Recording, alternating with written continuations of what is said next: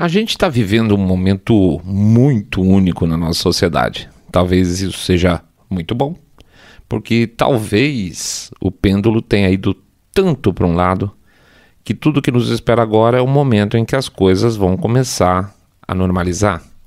Mas talvez não. Talvez a gente ainda não esteja nem no meio do caminho e o pêndulo ainda esteja indo para o lado não desejado. E as coisas ainda vão ficar mais complexas, para ser otimista, antes delas melhorarem. Ou seja, significa que a gente vai ter que descascar ainda muita cebola antes de poder comer o bife. E eu não sei, né? Não julgo que também quem acha que saiba a resposta. Mas a gente aqui não consegue encontrar essa resposta, pior, não sabe nem onde procurar. Para um trio de curiosos como nós, isso é terrível, tenho que confessar. Eu queria muito apontar direções e estar certo de nomes e datas e locais e eventos para apontar para vocês, mas a gente não tem nada disso. E não é nosso papel só elocubrar tanto assim, apesar de, claro, que a gente já ter sinalizado um pouco sobre esse tipo de teoria em vários dos nossos episódios. A coisa fica especialmente pesada quando até mesmo fantasmas do passado começam a sair das suas tumbas para esfregar na nossa cara que nós não estamos errados em temer esse fantasma. Esses fantasmas não só dizem para a gente que nós estávamos certos, mas pior, que o buraco é muito mais embaixo. Eu queria ter segurança de alguns dos nossos ouvintes e de outros que nos acompanham nas redes sociais para ter uma resposta certa para que lado o pêndulo está indo. Mas infelizmente a gente ainda não tem. Mas o que isso tem a ver com o John Kennedy e os tempos que a gente vive? Bom, a gente explica daqui a pouquinho.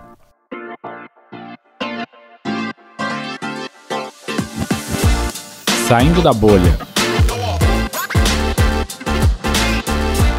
Menos notícia, mais informação para você.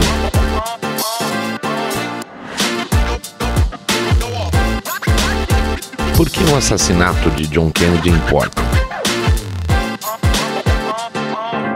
Bem-vindos ao Saindo da Bolha, esse é o nosso episódio 206 e a gente vai dar uma elucubrada aqui um pouco, sei lá, que eu vou fazer um ensaio aqui, pensando um pouco no que aconteceu essa semana, que é o ressurgimento do do cadáver do John Kennedy.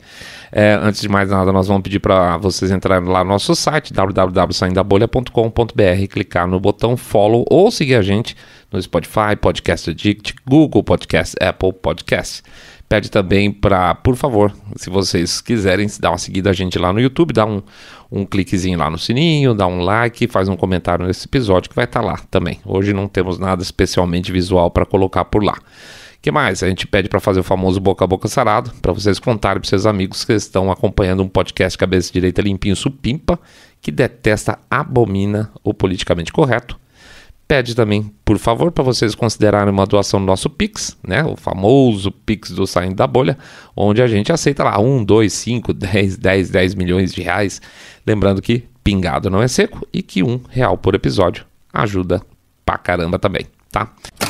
Hoje não, mas no nosso próximo episódio pré-natalino, que a gente ainda vai fazer, que é na boca do Natal, a gente promete para vocês que a gente vai fazer uma coisa que a gente gosta muito, que é fazer a lista das pessoas que têm ajudado a gente nos últimos meses, na verdade, porque tem tanta gente que ajudou e tanta gente que a gente não pôde agradecer, que a gente faz questão de aproveitar esse espírito natalino e dar um abraço em cada um de vocês, aspas, pessoalmente, tá? Então nossa listinha aí de agradecimento vai ficar para o nosso próximo programa aí nas vésperas do Natal, beleza? É isso aí, lembrando... sim, também tem um Apoia-se, né? apoia.se/saindo da bolha, apoia.se Saindo da Bolha. Lá vocês podem fazer um plano de doação também, tá? Vocês, mesmo esquema lá, vocês escolhem um valor e esse valor é debitado no cartão de vocês, aí vocês não precisam ficar lembrando toda semana, tá? Principalmente agora que estão escondendo a gente tudo quanto é lá, tem um monte de gente falando lá no YouTube, pô, não estão aparecendo mais lá no YouTube, pois é, não estão, o YouTube deu um gelo fortíssimo na gente, não tá mostrando mais os nossos episódios para um monte de gente, mas tudo bem, nossa paciência é quase limitada, tá bom? Então vamos lá, já fizemos o nosso chororô, nós fizemos o nosso jabá, vamos em frente, vida que segue. Onde é que estamos hoje?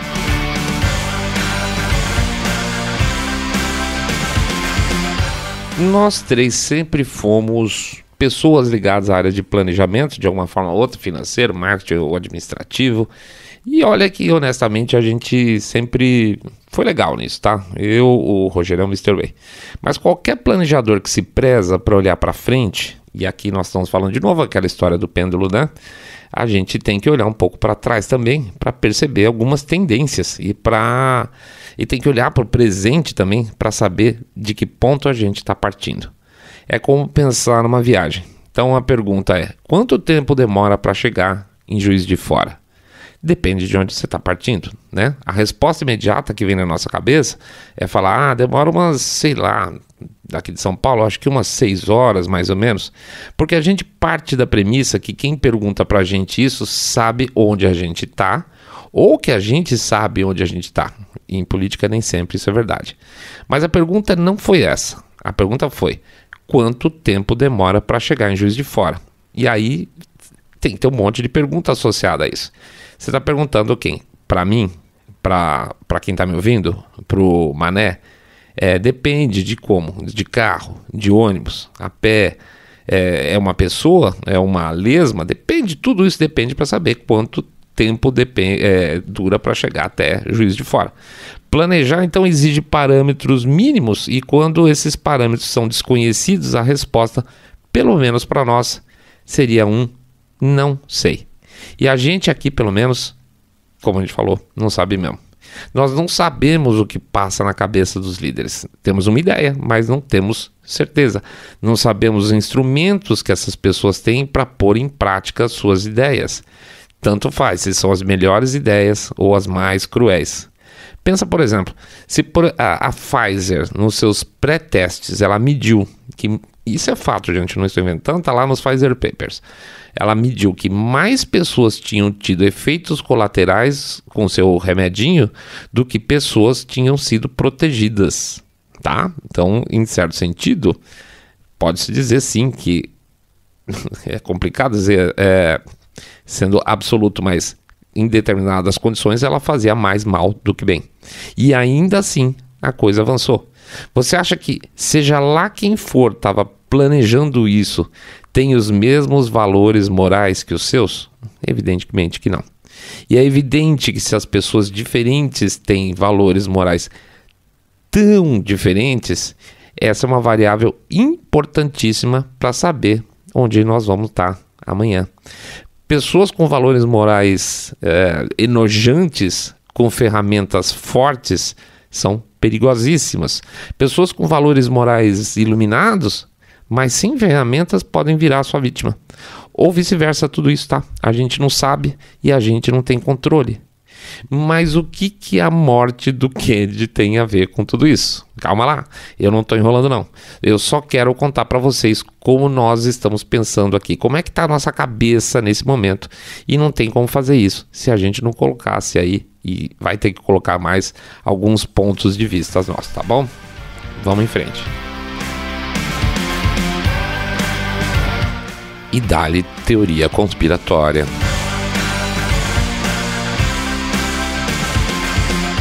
No dia 6 de setembro de 2018, o Bolsonaro estava em Juiz de Fora. Foi o dia em que foi esfaqueado lá pelo Adélio Bispo, né? Obviamente todos aqui lembram desse dia. Eu não sei quanto a vocês, mas eu imagino que muitos devem pensar: caramba, passados 4 anos, gente, já passou 4 anos, com o Bolsonaro dentro do governo, e ainda assim a gente não sabe a história toda. Você sabe a história? Eu não sei. Não se trata simplesmente das coisas estarem indo devagar. Tá? Nossa, está avançando lentamente a investigação, nada disso. A história, oficialmente, para a imprensa, para os principais influenciadores e agentes de comunicação, a história acabou.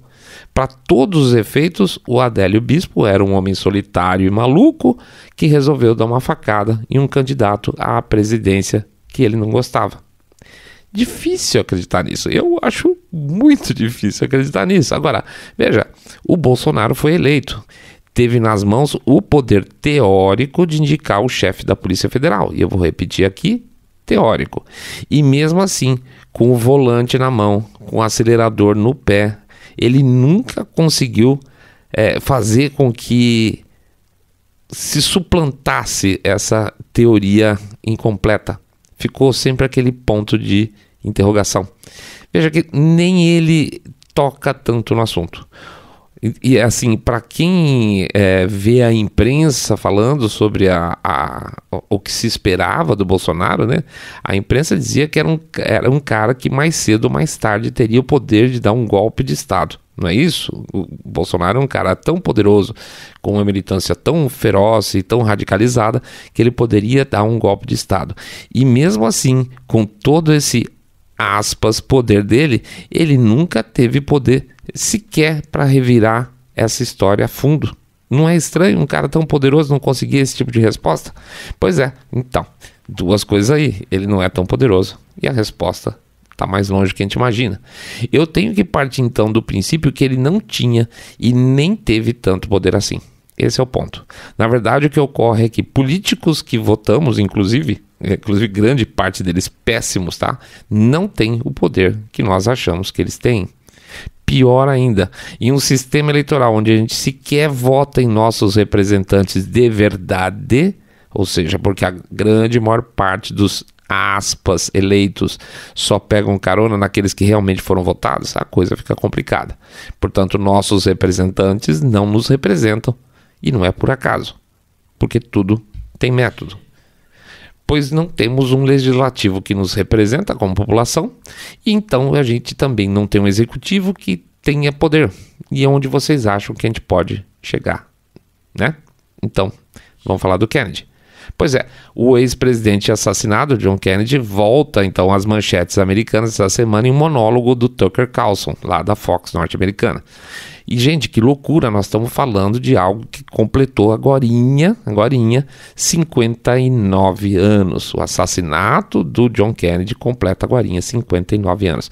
É uma história totalmente cinza com 59 anos de idade. Eu não tinha nascido quando ele morreu, o que significa que é uma história muito velha. Mas imagine então, em tempos de discussão se, sei lá, cabelo no sovaco é sinal de libertação contra o patriarcado, qual o grau de importância que se dá para uma história tão importante hoje, né? E sem respostas como essa, ficamos à deriva. Essa é a ideia.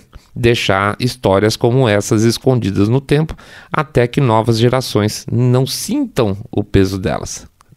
Não é assim? A gente nunca vai conseguir um paralelo de sentimento ou de vontade de explorar as respostas que os caras que viveram isso há 59 anos tiveram.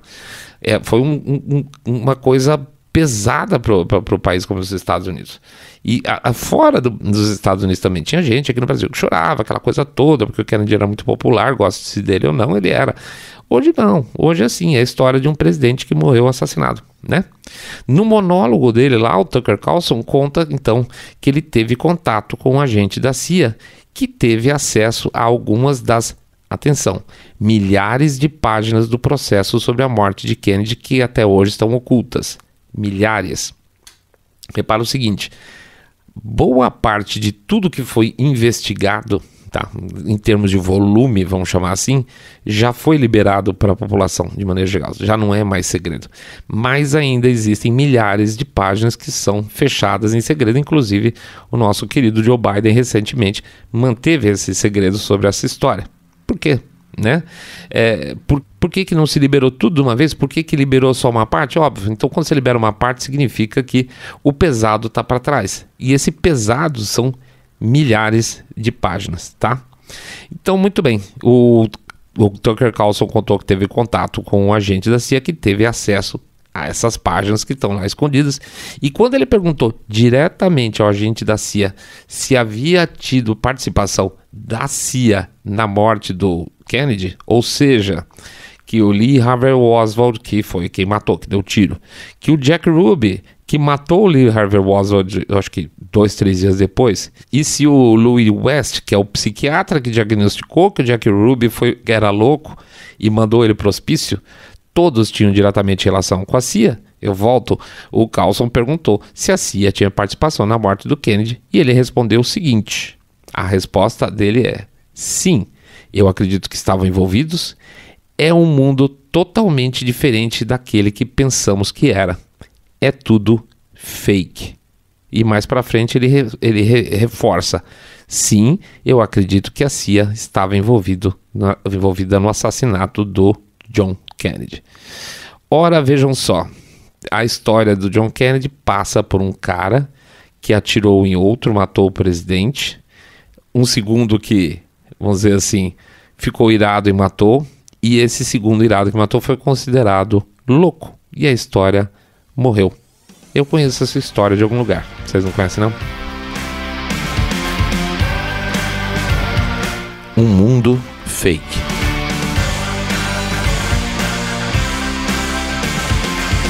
Muito bem, senhores. Se nos anos 60, quando a humanidade ainda estava engatinhando na tecnologia de comunicação e com um sistema democrático aparentemente sólido lá nos Estados Unidos, ainda assim foi possível esconder da sociedade americana que a CIA considerava Kennedy uma figura, aspas, desagradável, a ponto de mandar matar.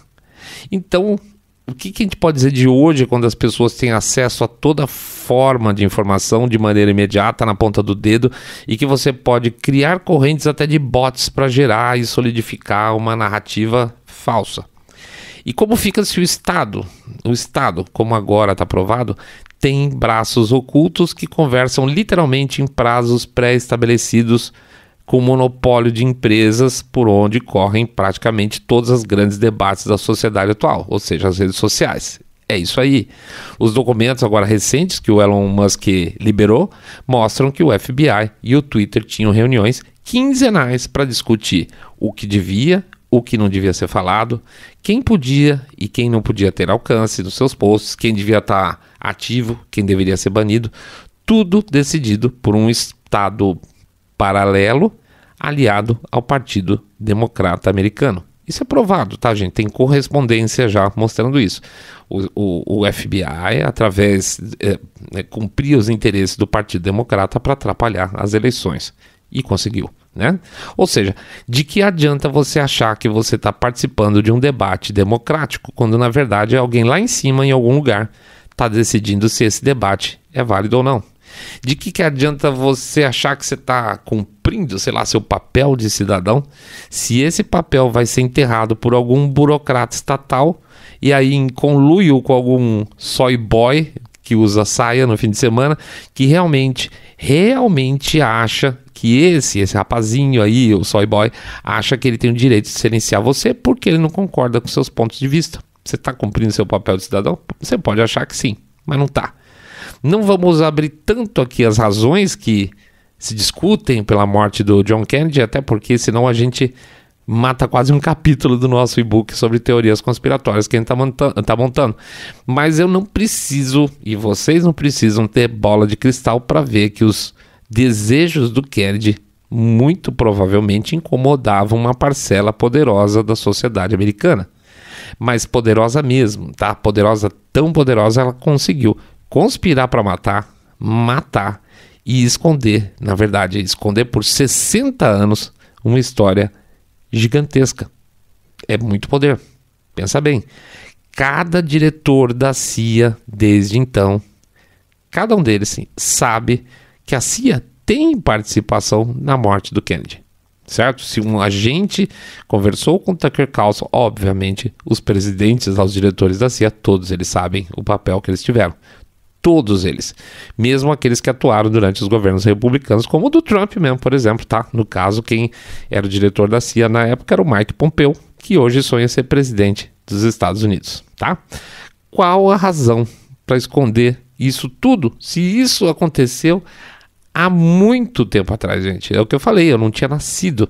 As pessoas que estão envolvidas já morreram todas. Não teria, teoricamente, razão, porque você não vai queimar o filme de ninguém. O problema é que nós não estamos falando mais aqui de queimar o filme de alguém. É porque o esquema que foi feito para aquilo acontecer ainda está montado e ainda está operacional. Abrir o jogo da morte do Kennedy vai mostrar como opera o Estado real paralelo que existe há décadas e que opera tão perfeitamente que nos faz ter a percepção de que nós vivemos numa democracia real. um governo do povo para o povo. Não é isso que a gente quer? Pois é. Sempre dissemos isso. Um jogo só é válido quando todos os jogadores jogam sob as mesmas regras. Se você quer jogar nas regras e perde sempre porque os outros não jogam, não se lamente, tá? Porque você é conscientemente um otário.